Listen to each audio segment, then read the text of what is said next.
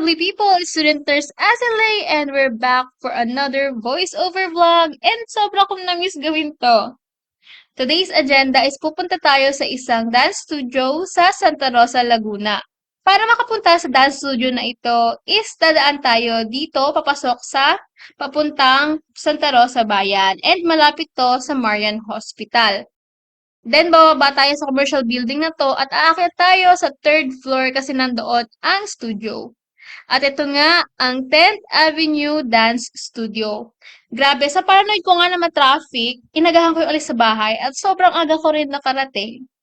Pero okay na rin yun, di ba? Kasi at least hindi ako magagahol sa oras, tapos hindi ako mahahagard, di ba? Tama ka lang ako dito sa labas hanggang mag 5 p.m. na. By the way, ang class pala today is K-pop dance class, which is yung case 143 ng Stray Kids. I know, sobrang tagal na nito, pero anyways, eto na yun. Sa part na ito, ay tapos na kami turuan ni coach ng steps, kaya by this time, nagka-counting na lang kami hanggang sa lahat may makasabay, and para syempre, diba, smooth at maganda tignan kapag nag-recording mamaya. Aminado ako na hindi pa sobrang smooth nung aking mga galaw kasi nga sobrang tagal na since the last time na pumunta ako ng dance studio and very evident nga na ako ay nakangalaw na talaga sa pagsayaw-sayaw tapos yung mga kasama ko pa dito, puro mga bagets, tapos ako lang yung medyo matanda although mukha akong bata pero ayun. Then after nga namin makuha yung mga steps is nag-bisection kami ng performance. Tapos hindi ko na rin nasama pero nag-video din kanina para ipopost sa Facebook page nila. Tapos heto pala ang aming coach na syempre kailangan may ending performance kasi nga siya yung nagturo for today. At kitang-kita nyo naman na smooth at sobrang galing talaga ni coach sa pagsayaw ng K-pop na ito. Yun lang. And then, straight na ako sa another dance class. Literal, walang pahinga. Kasi, 7 p.m., merong choreography class dito si Sir Miko ng Black Cookies Production. Nung nakita ko nga to sa page nila, hindi ko akalain na, Sir Miko ng Black Cookies Production is dancer pala. Sorry naman no, kasi nalaman ko lang sila no, nang dahil kay Rans and Yana Vlogs, dun lang. Pero hindi ko alam na dancer pala siya and then pagdating niya nga, sobrang tahimik niya, seryoso, ang intimidating. Pero, nung nagsalita na nag-umpisa na, grabe, sobrang bait niya pala. Tapos nakita niya nga ako na nag-video, nag-vlog sa kanya. Kita namin kanina. Then dito, tinuturo niya lang yung steps nung gagawin naming sayaw mamaya. Hindi ko nga actually nahabol lahat ng steps. Hindi ko na kompleto ang steps kasi grabe, ibang level yung choreo na to. Kumpara sa mga matagal ng dancer, very easy lang. Sa akin na hobby-hobby lang ang pagsasayaw, sobrang nahirapan talaga ako.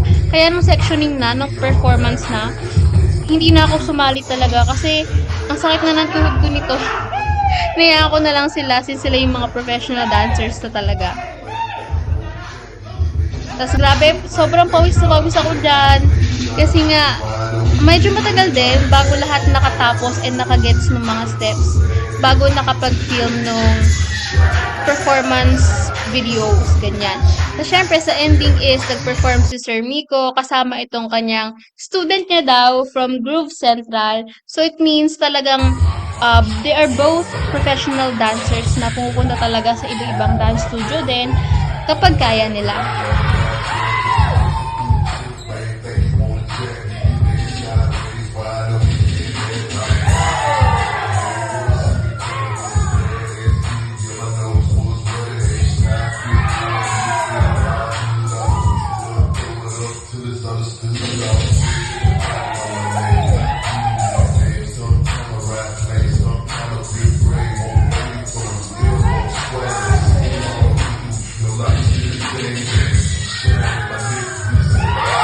Grabe, sobrang galing nila, Sir Miko at nung kanyang student. And evident naman na pawis na sila dyan kasi nga kanina pa sila nagsasayaw. Then after nyan, ayun, syempre nagpalakpakan kami dahil sobrang saya namin sa opportunity na maturuan ni Sir Miko. Tapos, during this time, nagbibigay siya ng mga motivational speech. Ay, motivational speech! Basta kino-congrats niya ang each and every one of us na nakasama and sumama sa kanyang choreography class and then kinukuwento niya nga rin yung struggle bago siya makapunta sa studio. Kasi galing po siya ng QC, but still, 'di ba? Ayan, sa biyaya ng Panginoon, maaga siyang nakarating and on time naman siya nakarating dito sa Laguna. All in all, sobrang bait talaga ni Sir and kung ano yung personality niya sa online, yun din siya in person. Kumbaga, what you see is what you get. Ay, product yan! Na syempre, picture taking and video taking afterwards sa sobrang haba nga ng pila sa kanya. So, syempre ako patiently waited for him.